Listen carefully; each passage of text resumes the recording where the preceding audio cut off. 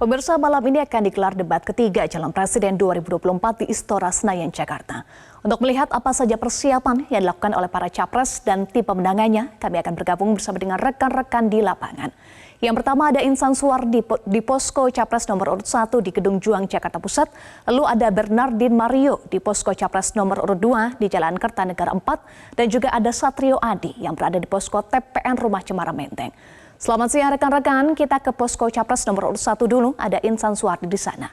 Insan, apa saja persiapan yang dilakukan di posko pemenangan paslon nomor urut 1 atau paslon Amin jelang debat nanti malam? Ya, Eva dan juga pemirsa, dari tempat kami melaporkan dari rumah pemenangan Timnas Amin di Diponegoro, Jakarta, dapat kami sampaikan khusus dari pagi hari ini masih berlangsung agenda dukungan dari alumni Universitas Indonesia untuk perubahan terhadap pasangan nomor urut 1 Anies Baswedan dan Muhaimin Iskandar. Tadi juga dari pantauan kami di Gedung Juang 45 juga terjadi konsolidasi dari Ketua Umum berbagai relawan Anies Baswedan Muhaimin Iskandar untuk merapatkan barisan menjelang pelaksanaan pemilu 2024. Khusus mengenai persiapan debat ketiga calon presiden 2024, tadi perbincangan kami dengan juru bicara Timnas Amin ada Iwan Tarigan menyampaikan bahwa Anies Baswedan 100% siap melaksanakan debat pada debat ketiga pemilihan Presiden 2024 yang akan mengangkat tema mengenai pertahanan, keamanan, hubungan internasional, serta geopolitik yang rencananya akan berlangsung di Istora pada pukul 19 waktu Indonesia Barat nanti malam. Tadi juga Iwan menyampaikan harapannya pada pelaksanaan debat nanti malam agar setiap peserta debat baik Anies Baswedan maupun Prabowo Subianto dan Ganjar Pranowo untuk bisa lebih fokus menyampaikan visi, misi, serta gagasan yang akan disampaikan kepada masyarakat mengenai tema yang akan dibahas nanti malam dan bukan menambahkan istilah-istilah sulit di dalamnya.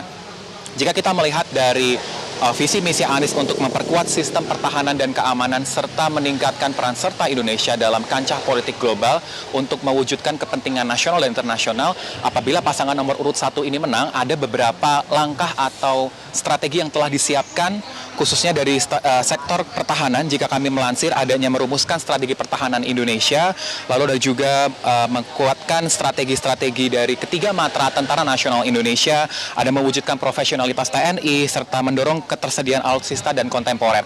Dan ada beberapa visi misi lainnya seperti meningkatkan inovasi, produksi teknologi pertahanan melalui transfer teknologi, dan khusus dari sektor hubungan internasional secara terpisah, Ko-Kapten Timnas Amin Thomas Lembong menyampaikan harapannya apabila pasangan nomor urut 1 ini nanti menang, akan melakukan reformasi hubungan dengan mitra dagang Indonesia agar mengurangi tingkat ketergantungan Indonesia. Salah satu negara yang disebutkan adalah Cina, apabila dikhawatirkan nanti Indonesia memiliki ketergantungan yang tinggi terhadap perekonomian negeri tirai bambu. Apabila kondisi dari negara Cina, perekonomian Cina ini melemah, akan berdampak cukup signifikan terhadap Indonesia.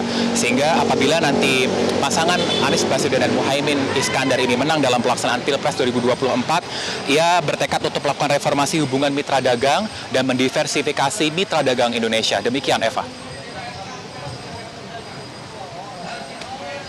Ya, dari rumah pemenangan paslon 1 di Diponegoro, kita bergeser ke Bernardin Mario. Bagaimana persiapan di posko pemenangan paslon nomor urut 2 di sana?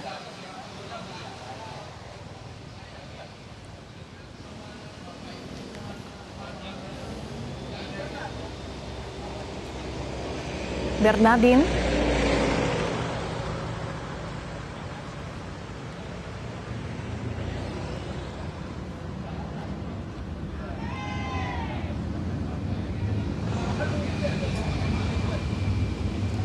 Bernardin Mario. Ya, Eva, mohon maaf atas kendala yang terjadi.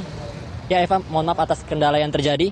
Untuk situasi terkini dapat dilihat di Jalan Kertanegara nomor 4, tempat kediaman Prabowo Subianto saat ini masih sepi dan belum menunjukkan aktivitas apapun. Namun memang sudah ada beberapa anggota tim kampanye nasional Prabowo Gibran yang hadir untuk datang mempersiapkan diri jelang debat Pilpres ketiga nanti malam pada pukul 19 waktu Indonesia Barat di Istora Senayan. Dan dari informasi sementara yang kami dapatkan, tidak ada rencana nonton bareng di Jalan Kertanegara nomor 4, tapi bisa kami pastikan untuk di rumah TKN Prabowo Gibran maupun di posko-posko relawan pendukung Prabowo Gibran akan melangsungkan nonton bareng, mengingat KPU telah membatasi jumlah penonton yang bisa hadir menyaksikan debat langsung di Istora Senayan. Dan memang debat kali ini menjadi menarik bagi kubu 02 mengingat topik pembahasan pertahanan, keamanan, hubungan internasional dan juga geopolitik menjadi salah satu topik yang paling dikuasai oleh Prabowo Subianto mengingat dirinya merupakan Menteri Pertahanan Republik Indonesia. Dan juga melalui rekam jejaknya Prabowo Subianto pernah menjadi anggota Tentara Nasional Indonesia.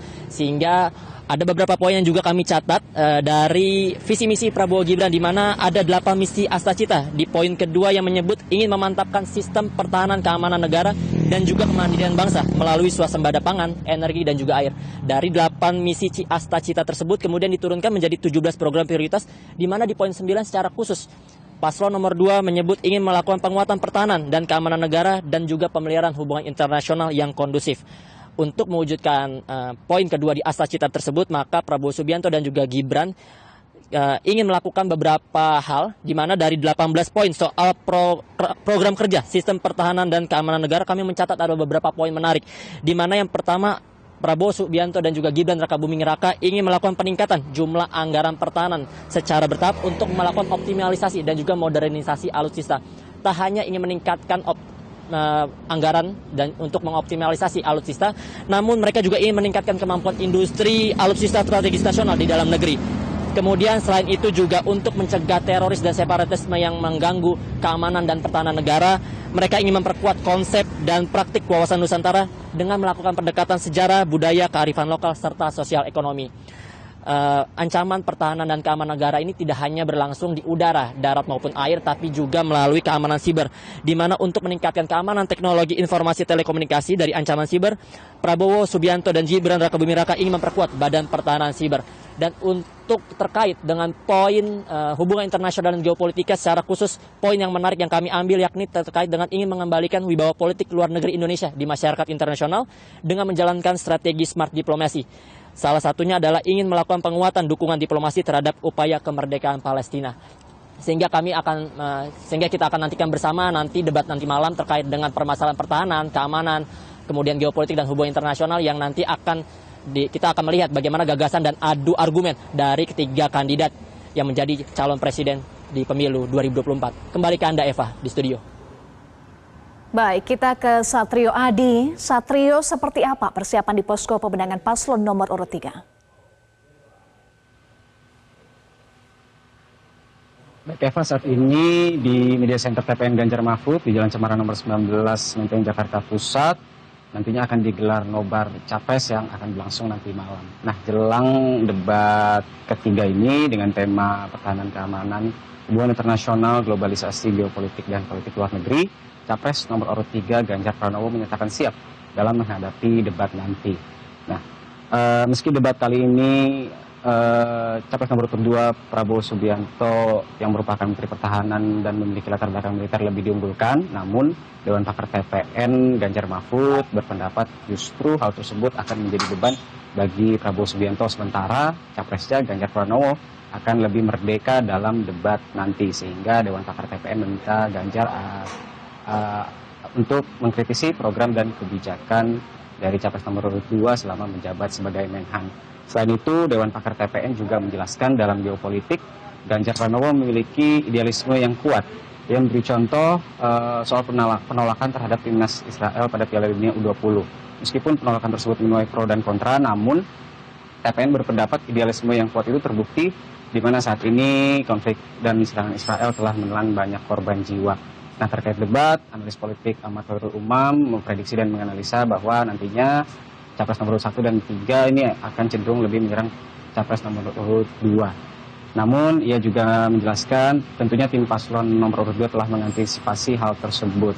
Umam juga memprediksi dalam bertahan dari serangan paslon lawan, Prabowo Subianto akan menggunakan doktrin militer civis pacem parabellum, yang artinya jika ingin perdamaian maka bersiaplah untuk berperang.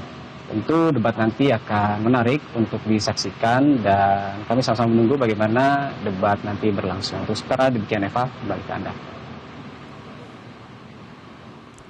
Terima kasih Satrio, sebelumnya juga ada Bernardin dan Insan. Terima kasih rekan-rekan, kita akan nantikan bersama ya debat ketiga calon presiden 2024 nanti malam. Jelajahi cara baru mendapatkan informasi. Download Metro TV Extend sekarang.